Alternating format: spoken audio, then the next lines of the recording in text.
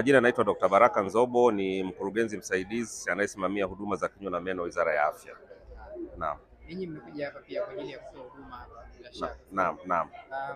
Unaonaje watu kwenye kama ambao mmebaini kwa swala la kinywa na meno?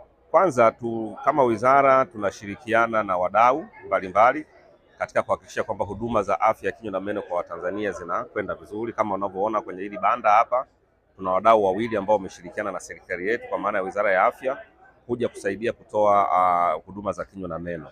Kuna eneo la kinga la huduma za afya ya kinywa na meno, ndio maana unaona kuna dawa za meno hapa, tutaeleza umuhimu wa dawa za meno. Lakini pia tuna mdau mwingine ambaye unaona pale imeitwa Tanzania Dental Expo, ambaye yeye ni mdau anayeshirikiana na Wizara ya Afya kwa sababu tuna maonyesho mwezi wa 5 ya mitambo na teknolojia ya kinywa na meno ambapo tunataka kama nchi iweze kunufaika na wadau hawa.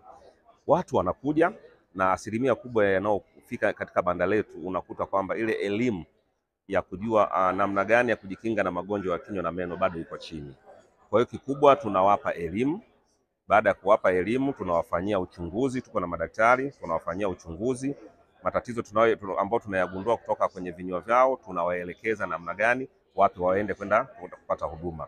Kwa hiyo kikubwa tumejikita sana katika hii wiki hii ya afya kutoa elimu ya kinga ya magonjwa ya kinywa na meno, lakini na pia tunawafanyia uchunguzi na kuambia waende hospitali kwenda kupata huduma.